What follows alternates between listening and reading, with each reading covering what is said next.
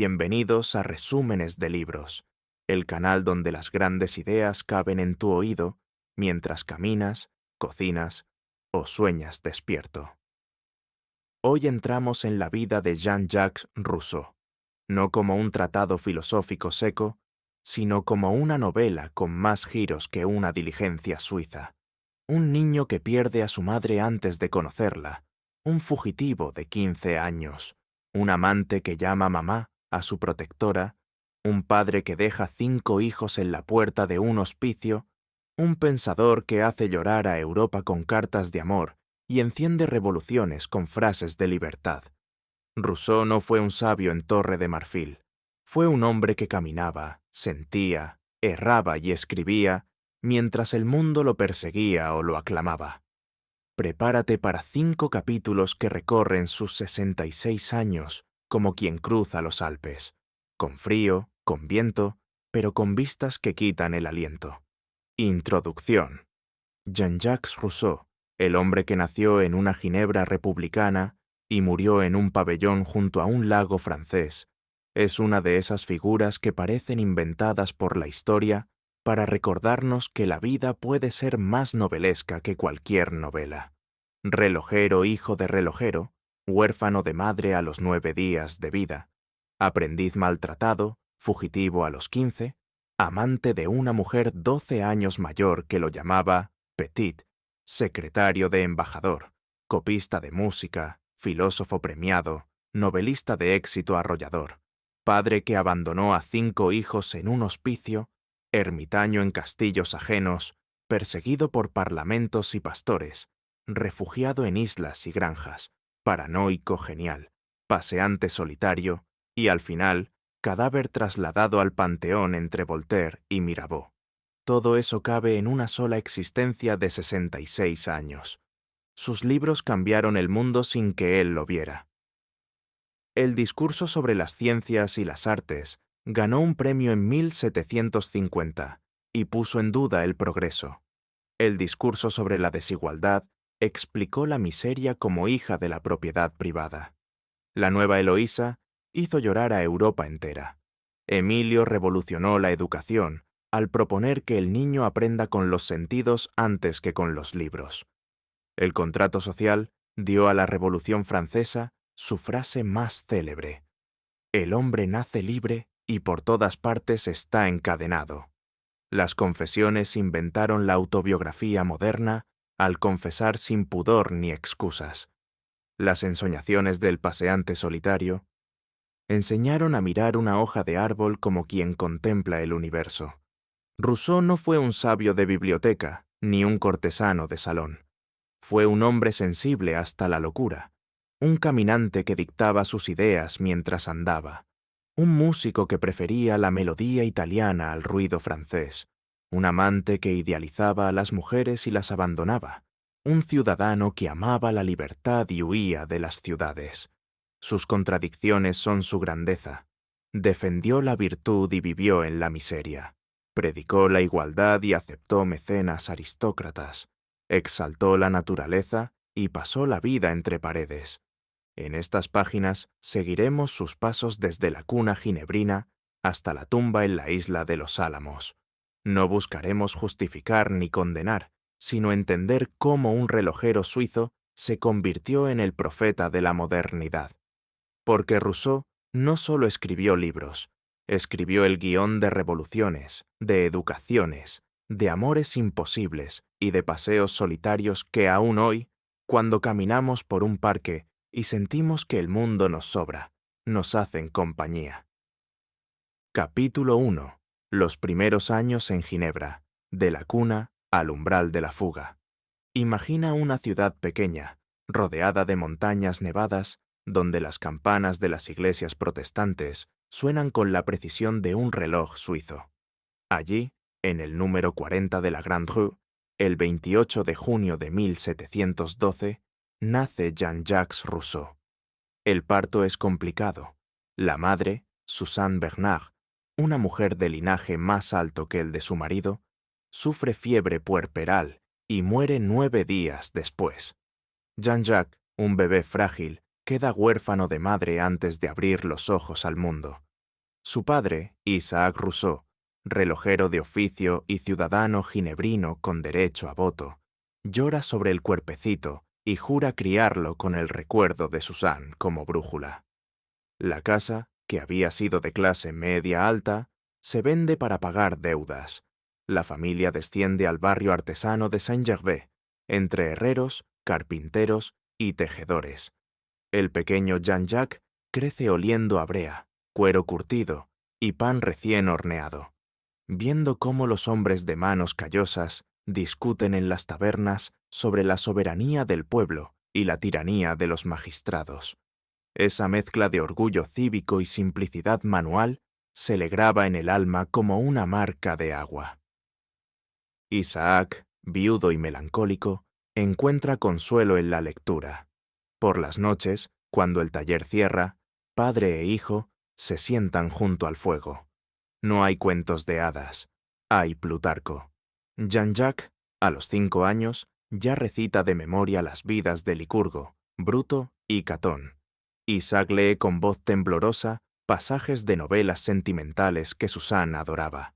Historias de damas perseguidas y caballeros fieles.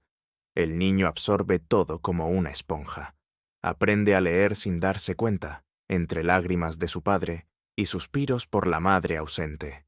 A los 7 años, devora la biblioteca paterna. Ovidio, Virgilio, La Bruyère. La imaginación se le dispara. Sueña con ser héroe republicano, con defender la libertad de Ginebra contra cualquier invasor. Las milicias ciudadanas desfilan los domingos.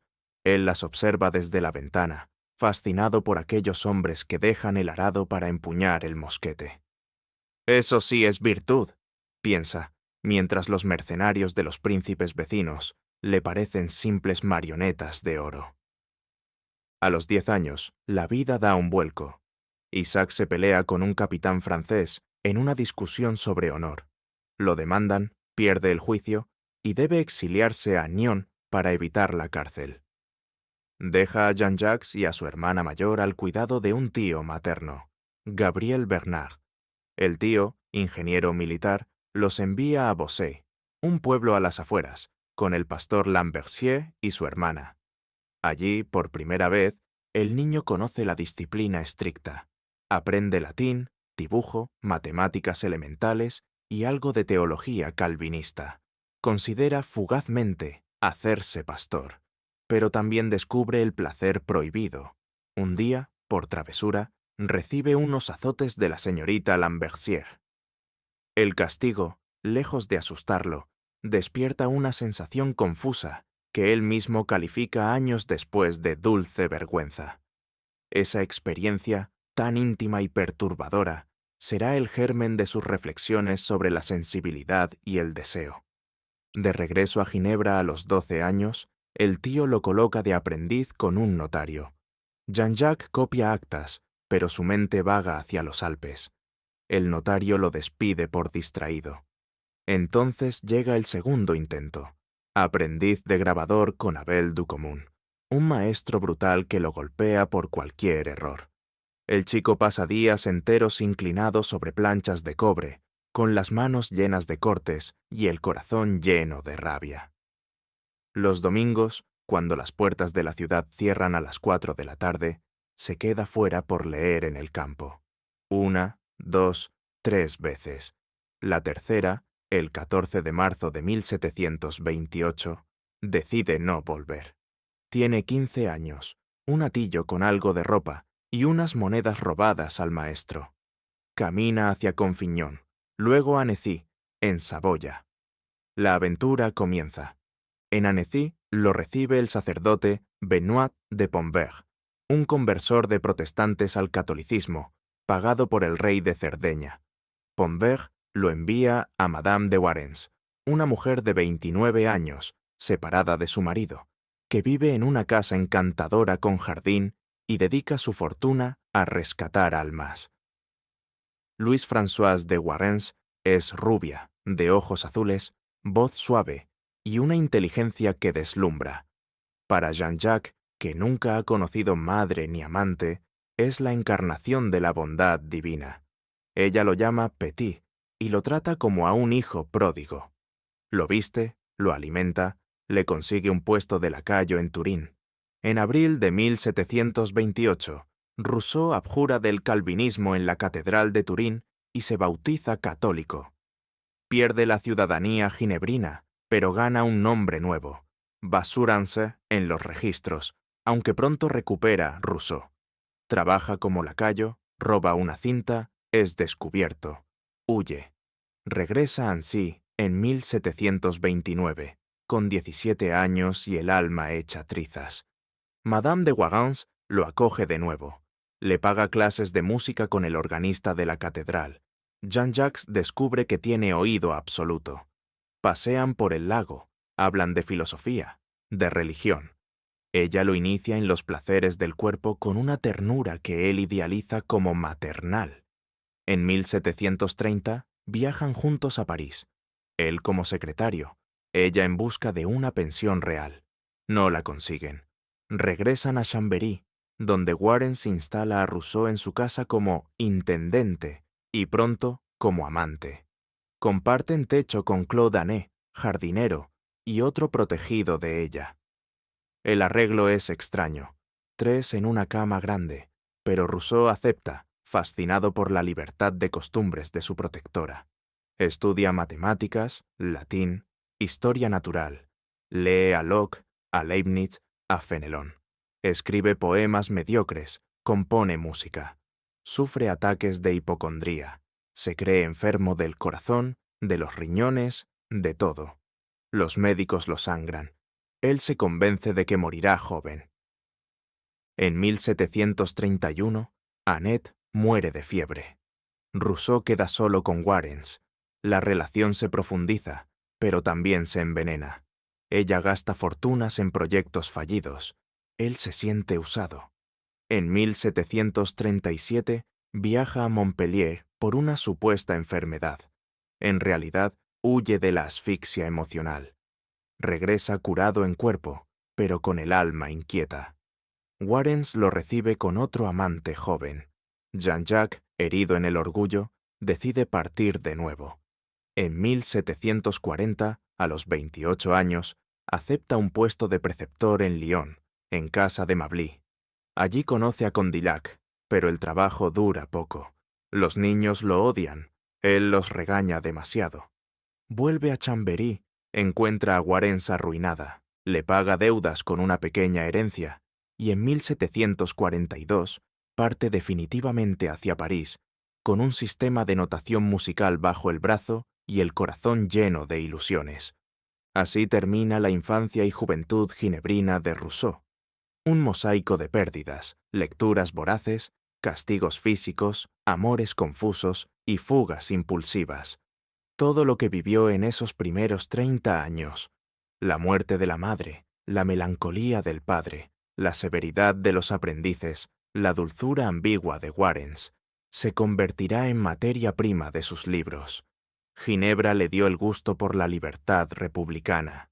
Los Alpes, el amor por la naturaleza salvaje, las humillaciones, la sensibilidad exacerbada. Warrens, la primera noción de que el deseo y la virtud pueden coexistir en el mismo lecho. Cuando cruza los puentes de París, en 1742, ya no es un muchacho suizo. Es un filósofo en ciernes, un músico frustrado, un amante herido y, sobre todo, un hombre que cree que la sociedad corrompe al individuo bueno por naturaleza. El mundo está a punto de descubrirlo. Capítulo 2. La juventud errante. De París a Venecia. De la música al amor tormentoso. Llega Rousseau a París en el verano de 1742 con 30 años cumplidos, un morral raído y un invento que cree revolucionario, un sistema de notación musical con números en vez de notas. Imagínalo caminando por el Pont Neuf, entre vendedores de agua de Colonia y predicadores callejeros, con el corazón latiéndole como un tambor de ópera italiana. Se instala en una buhardilla de la Rue de Cordelier, come pan duro y queso rancio, y corre a la Academia de Ciencias. Presenta su memoria. Los sabios la leen, la elogian por ingeniosa, pero la rechazan. demasiado simple para músicos, demasiado complicada para principiantes. Rousseau sale con el orgullo herido, pero la convicción intacta. Empieza a copiar partituras a 6 sous la página. Conoce a los cafés literarios, frecuenta el Procop, donde Diderot y d'Alembert discuten hasta la madrugada. Con Diderot nace una amistad de esas que parecen eternas. Pasean por el Luxemburgo, hablando de teatro, de moral, de si el hombre es bueno o malo, por nacimiento. En 1743, la suerte parece sonreírle.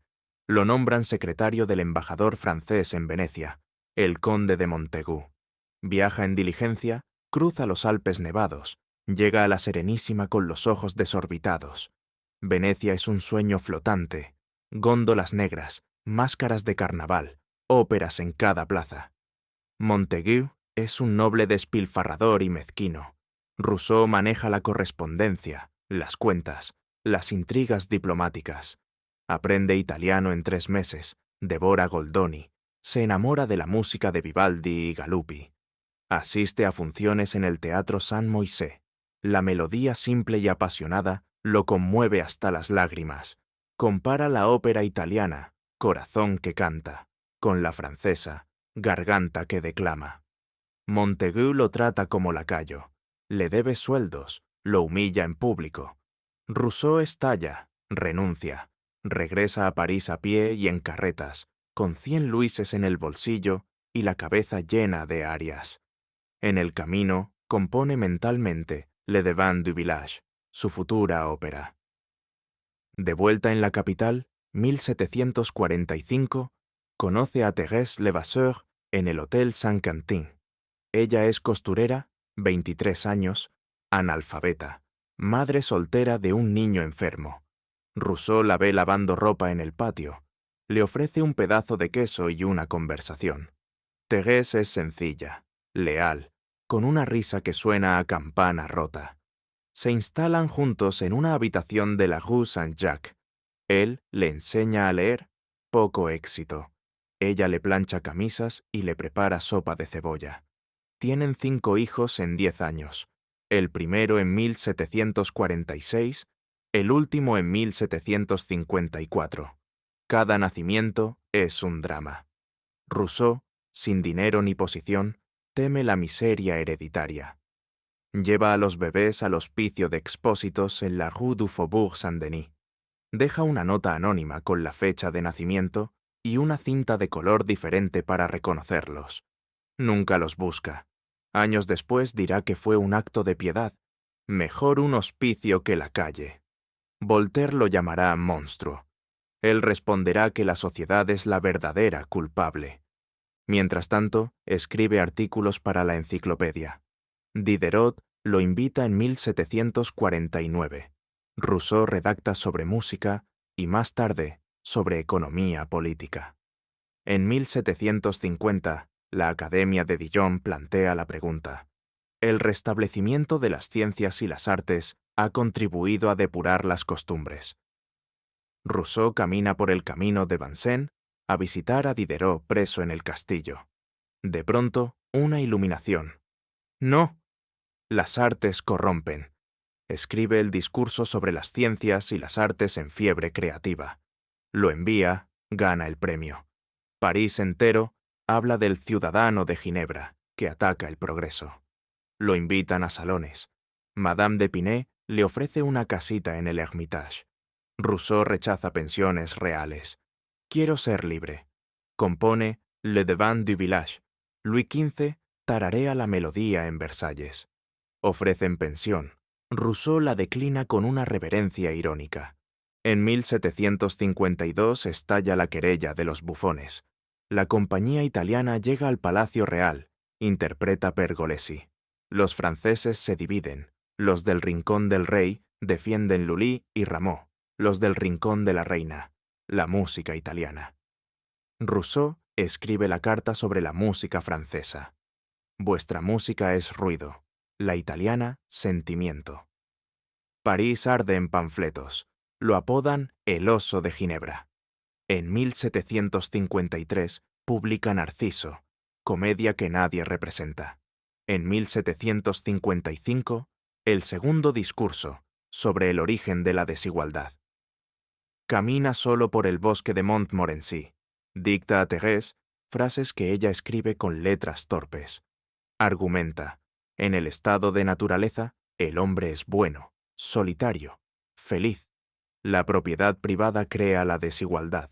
La sociedad, la esclavitud disfrazada. El texto es un terremoto. Voltaire le envía una carta sarcástica. He recibido su libro contra el género humano. Gracias por las lecciones. Rousseau responde con cortesía helada. En 1756 acepta la hospitalidad de Madame d'Épinay en el Hermitage, una casita rodeada de árboles. Allí vive como ermitaño. Se levanta al alba, pasea, escribe, toca flauta.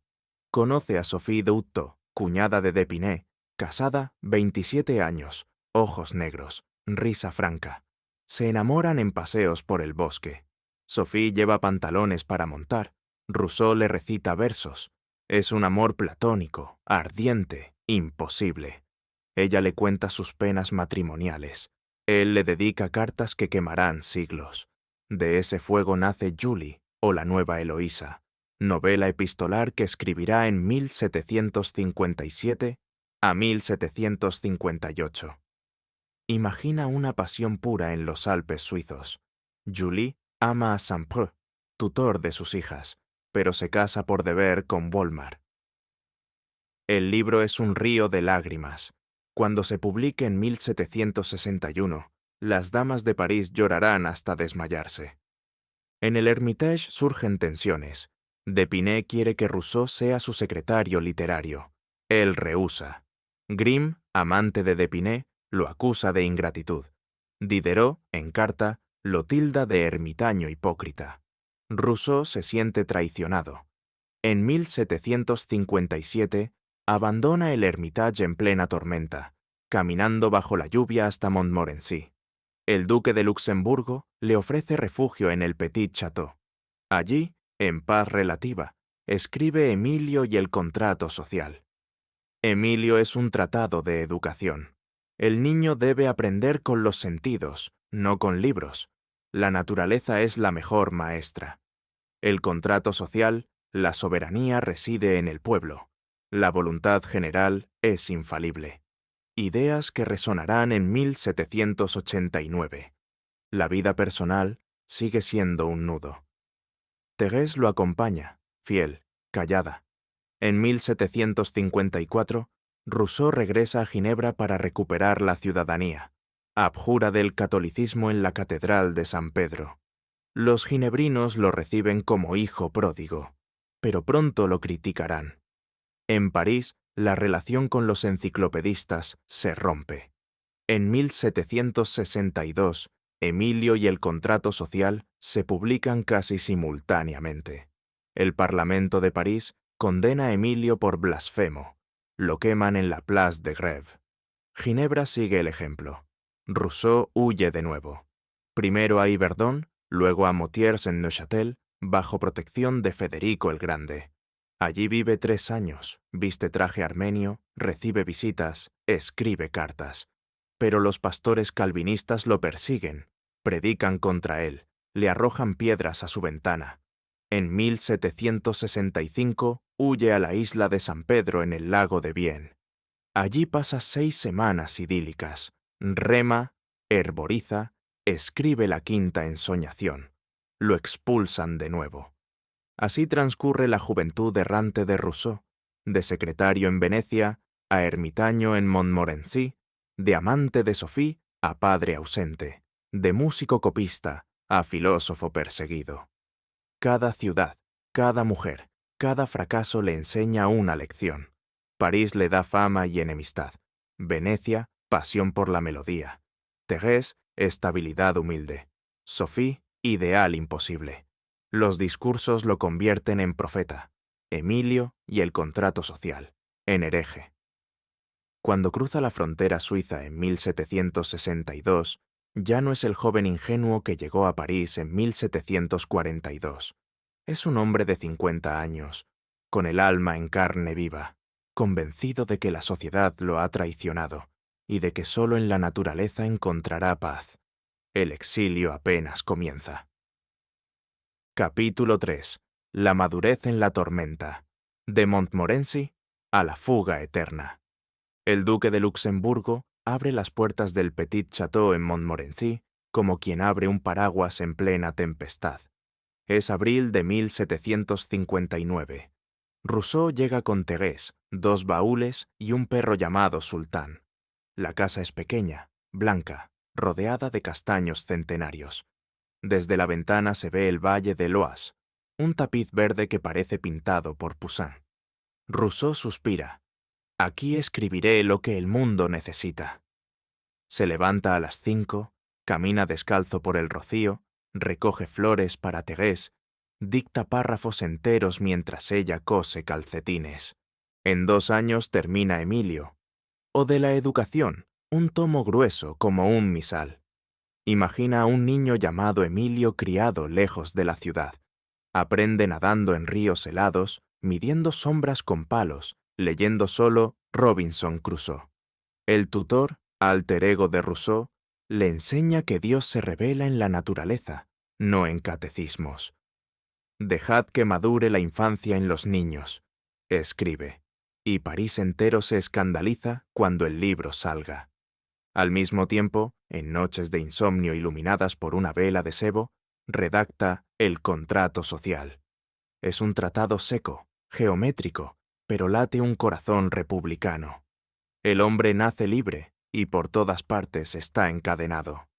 La soberanía no se delega, se ejerce en asambleas donde cada ciudadano vota según la voluntad general.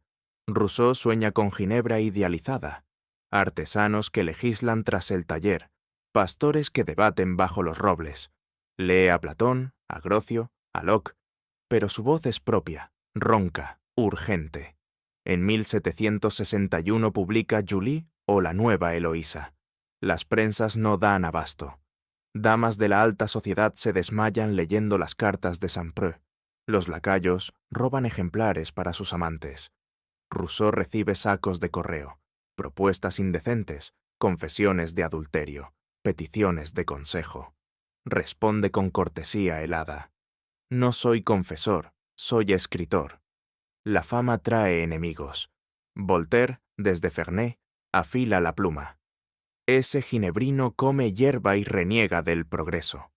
Green publica en su correspondencia literaria que Rousseau es un hipócrita que predica virtud desde un castillo. Diderot, dolido por una carta donde Rousseau lo acusa de traición, rompe para siempre. En Montmorency, las visitas se espacian. Solo quedan el mariscal de Luxemburgo, que le presta caballos, y la condesa d'Audetot, que llega a galope con el cabello suelto. Sophie ya no ama a Rousseau, ama la idea de él. Pasean en silencio. Él recoge violetas, ella piensa en su marido. Un día, Sophie le confiesa que está embarazada de otro. Rousseau palidece, pero escribe en su diario, «El dolor purifica». En junio de 1762, Emilio y el contrato social aparecen casi al unísono. El Parlamento de París condena a Emilio por impío y sedicioso. El 9 de junio, a las 5 de la mañana, un mensajero golpea la puerta del Petit Château. Orden de arresto contra Jean-Jacques Rousseau. El duque lo esconde en el sótano. Thérèse empaca a toda prisa.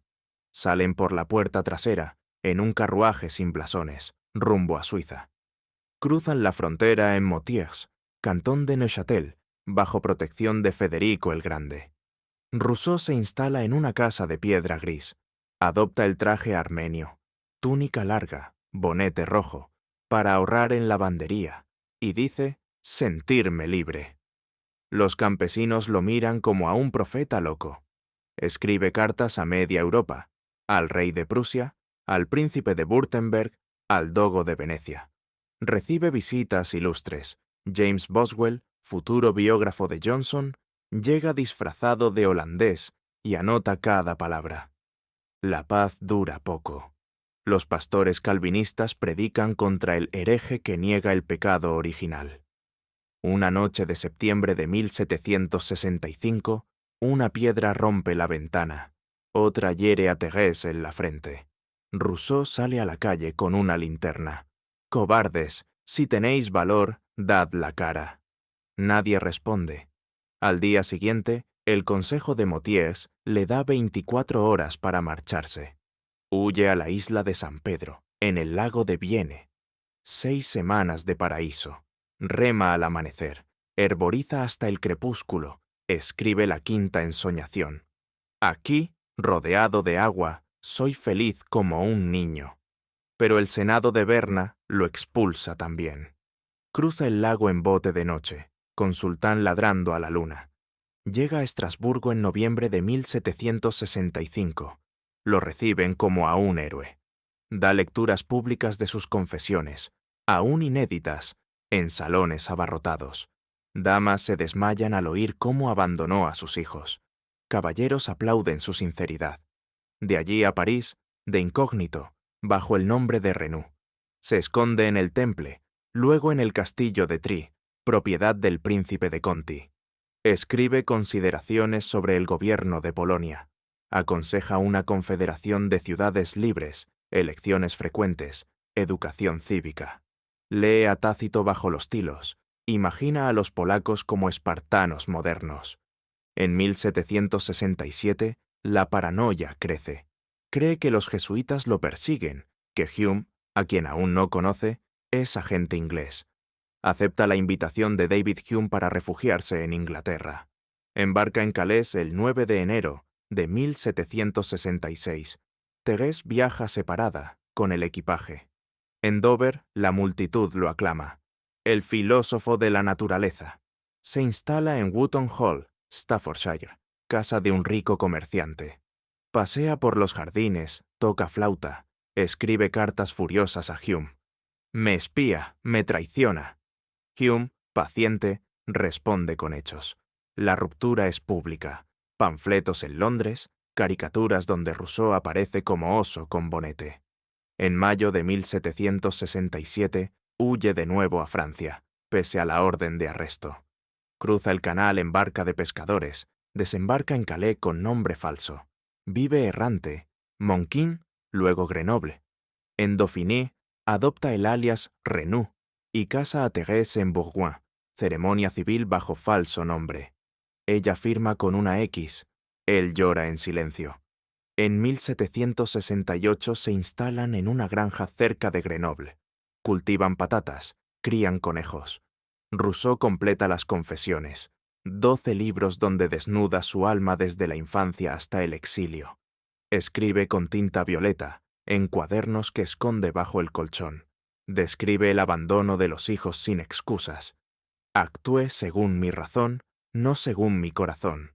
Lee a Plutarco a la luz de la chimenea. Sultán duerme a sus pies. En 1770 regresa a París, autorizado bajo condición de no publicar. Se instala en la Rue Plâtrière, hoy Rue Jean-Jacques Rousseau. Copia música a 10, su la página. Clientes, nobles arruinados, actrices de la Comédie Française. Estudia botánica con pasión de colegial. Clasifica musgos, prensa flores, escribe cartas sobre la botánica para la hija de Madame de Luxembourg. Pasea por el jardín de plantas. Los guardias lo saludan. Encuentra paz relativa. Ya no huye, pero tampoco publica. En 1776 sufre un accidente. Un gran danés lo derriba en la Rue Ménilmontant. Cae de cabeza, pierde el conocimiento. Circulan rumores de suicidio. Él desmiente con ironía. Si quisiera matarme, elegiría un método menos ruidoso. Escribe las ensoñaciones del paseante solitario. 10 paseos donde medita sobre la felicidad, la mentira, la naturaleza. En el 5.º paseo describe la isla de San Pedro como el único lugar donde fue plenamente feliz. Cada mañana al despertar sentía que existía. En 1778 acepta la invitación del marqués de Girardin a Ermenonville. Llega el 20 de mayo. La casa es un pabellón junto al lago, rodeado de álamos. Da clases de botánica al hijo del marqués. Toca el clavecín por las tardes.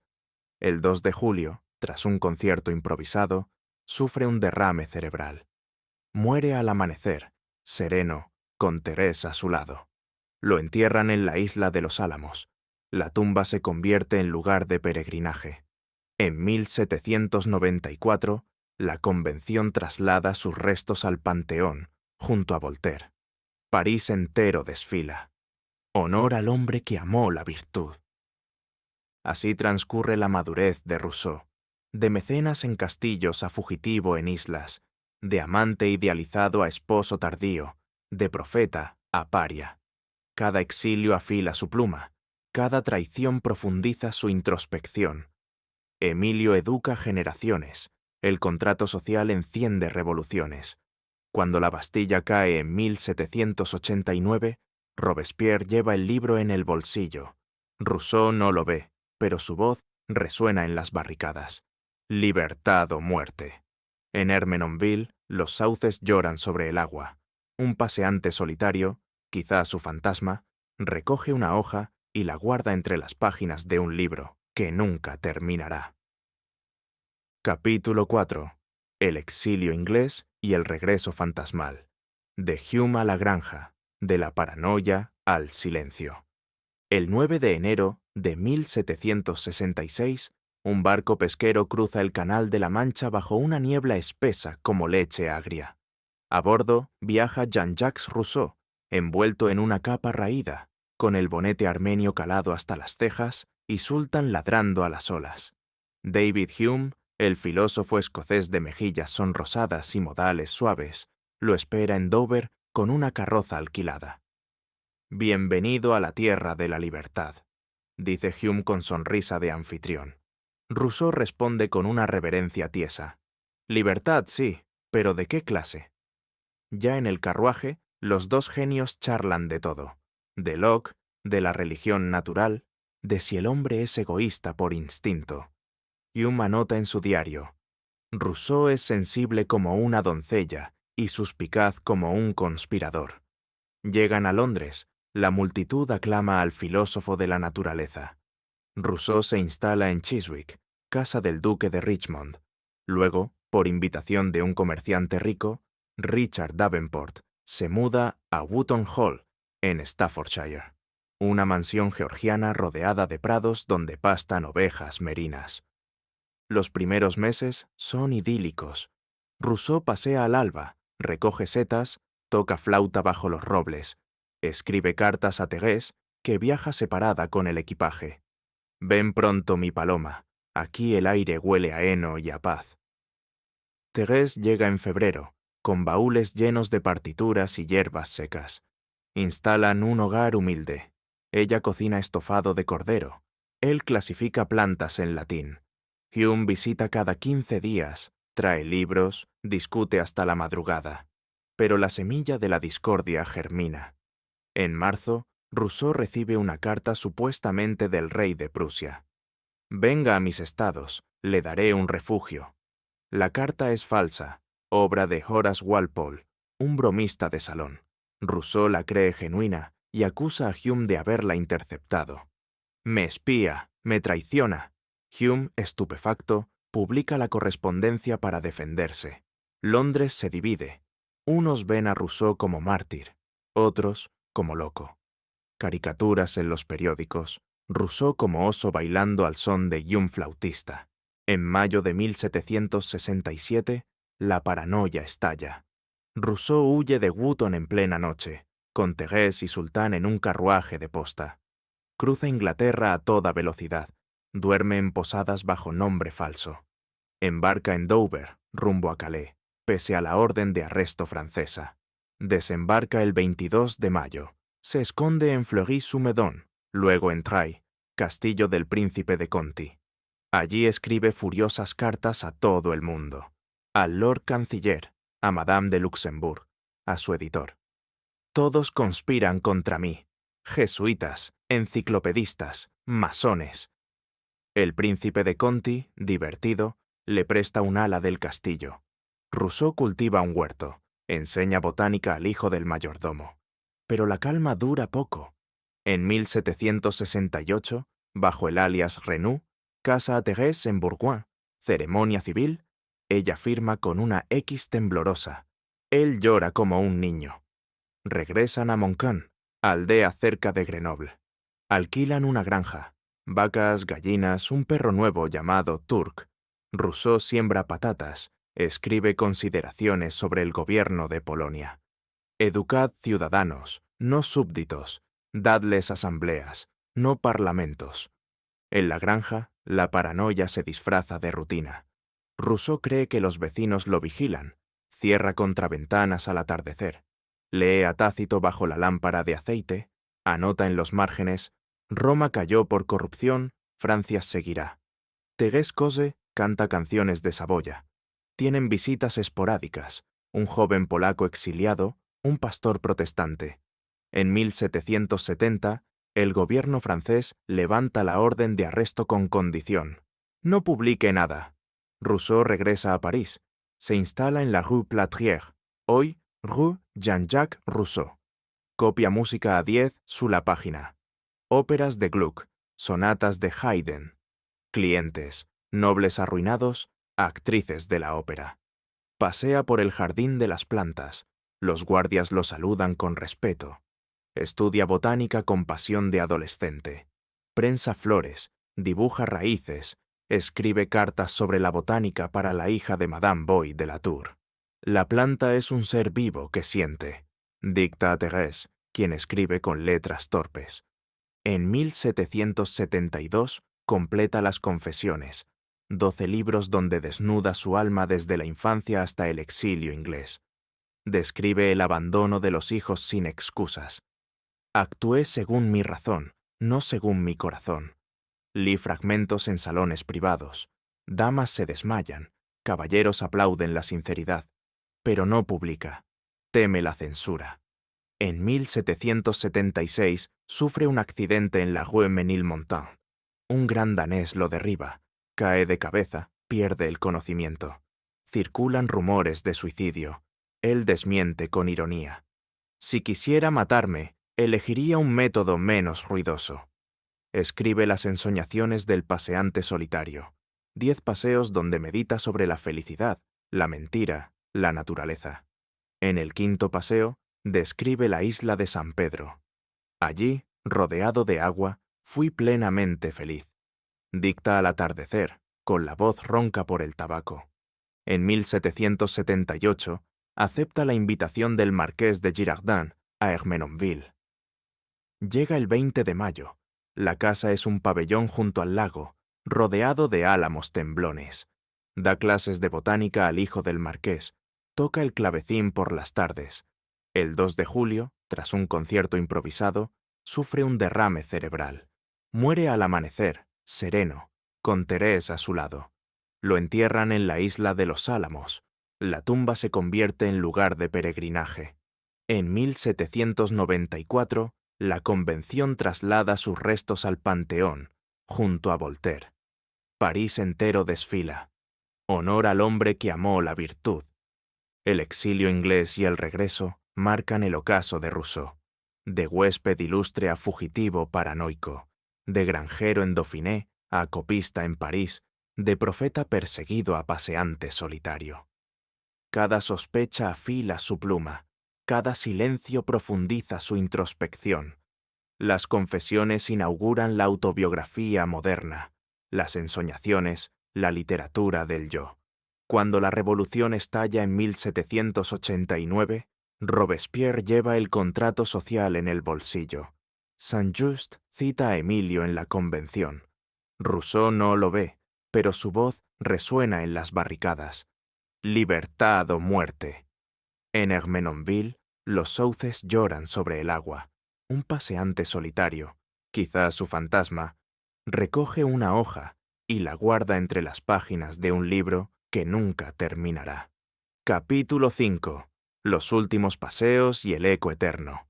De la Rue Plâtrière a la isla de los Álamos, del silencio al Panteón. En la Rue Plâtrière, Rousseau vive como un relojero que ha perdido la cuerda.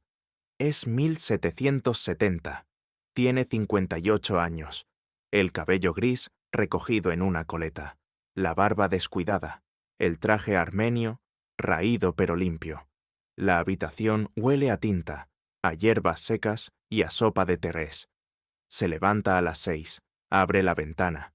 París amanece con el tañido de Saint-Sulpice y el grito de los vendedores de leche. Copia música 8 horas al día.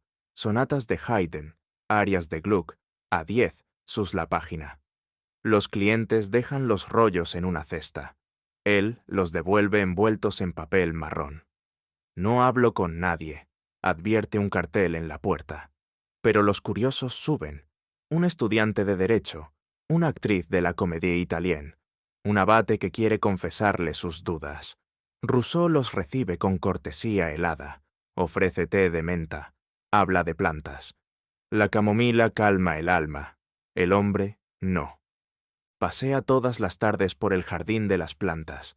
Lleva un cuaderno, una lupa, un frasco de cristal. Observa musgos en las grietas de los muros. Dibuja raíces con precisión de grabador. Escribe cartas sobre la botánica para la hija de Madame Boy de la Tour. Mira la flor, no el nombre. La naturaleza no lee Linneo. Thérèse lo acompaña a veces, con un cesto de pan y queso. Se sientan bajo un castaño. Él lee en voz alta. Ella asiente aunque no entienda. En 1772 termina Las Confesiones, 12 libros donde desnuda su alma desde la cuna hasta el exilio inglés. Describe la muerte de la madre, los azotes de Bossuet, el abandono de los hijos. Actué según mi razón, no según mi corazón. Lee fragmentos en salones privados. Damas se desmayan, caballeros aplauden la sinceridad, pero no publica, teme la censura. Mi vida es un espejo roto, que otros recojan los pedazos. En 1776 sufre el accidente en la Rue Ménilmontant. Un gran danés lo derriba. Cae de cabeza, pierde el conocimiento. Lo llevan a casa en una camilla. París entero rumorea suicidio. Él despierta con jaqueca, dicta una carta al Journal de París. Si quisiera matarme, elegiría un método menos ruidoso. La ciudad ríe. Los panfletos lo caricaturizan como el filósofo atropellado por un perro filósofo. Se recupera lentamente. Las piernas le tiemblan. La memoria falla. Empieza las ensoñaciones del paseante solitario. 10 paseos donde medita sobre la felicidad, la mentira, la naturaleza. En el primero, me he propuesto examinarme a mí mismo. En el quinto, describe la isla de San Pedro. Allí, rodeado de agua, fui plenamente feliz. Cada onda era una caricia. Dicta al atardecer, con la voz ronca por el tabaco. Thérèse escribe con letras torpes, él corrige con lápiz rojo.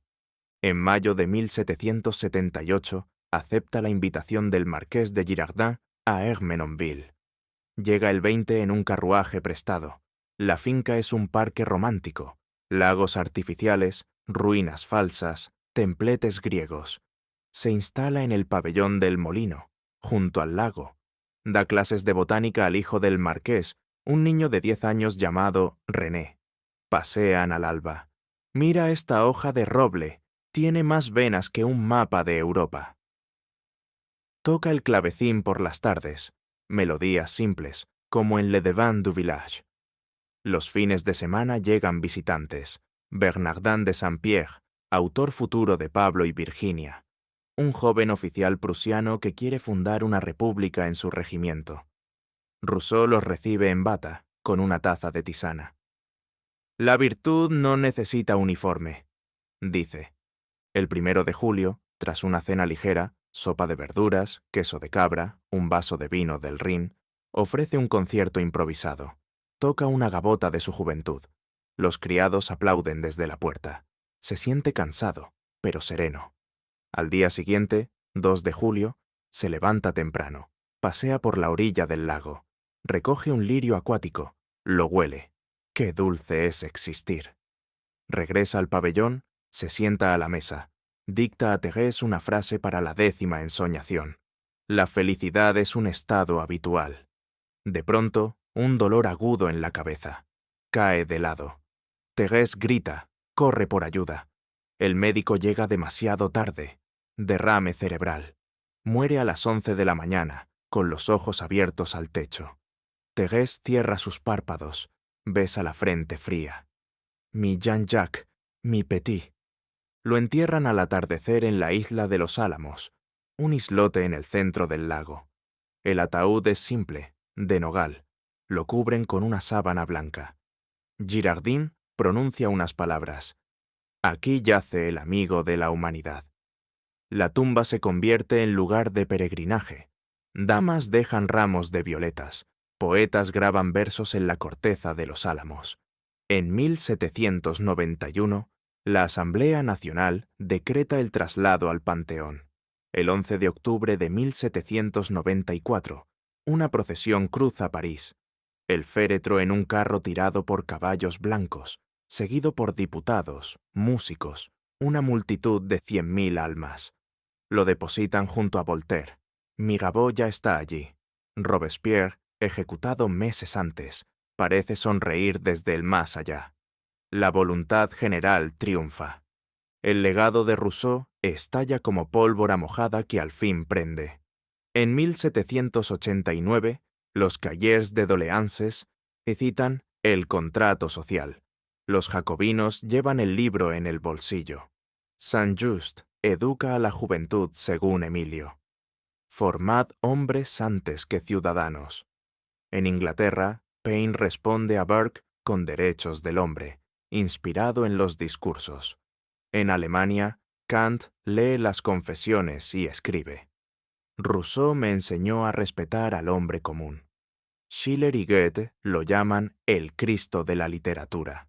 En América, Jefferson anota en los márgenes de Emilio: Educad para la libertad. Pero también surgen críticas. Burke lo acusa de inspirar el terror, Constant de totalitario. Hannah Arendt, siglos después, dirá: la voluntad general devora a los individuos. Sus ideas sobre la religión civil, un credo simple, sin dogmas, con fiestas cívicas, inspiran el culto a la razón en 1793. El noble salvaje, aunque él nunca lo dijo así, viaja a Tahití con Bougainville, a África con Livingstone. Las Confesiones inauguran la autobiografía moderna. Chateaubriand, Stendhal, Proust beben de esa fuente. Las ensoñaciones fundan la literatura del yo. Thoreau en Walden, Wordsworth en Los Lagos. En música, Beethoven compone la Sinfonía Pastoral, pensando en los paseos de Rousseau. En educación, Pestalozzi abre escuelas al aire libre. Froebel inventa el kindergarten. Hasta Freud cita el abandono de los hijos como trauma primordial. Rousseau no vio nada de esto. Murió convencido de que el mundo lo odiaba, pero el mundo, caprichoso, lo adoptó. En Ginebra, su estatua mira el lago Le Mans. En París, la Rue Plâtrière lleva su nombre. Niños recitan: el hombre nace libre. Madres leen Emilio a la luz de la lámpara. Revolucionarios juran por la voluntad general. Y en Ermenonville, los sauces siguen llorando sobre el agua vacía donde estuvo la tumba. Un paseante solitario, quizá su fantasma, recoge una hoja y la guarda entre las páginas de un libro que nunca terminará.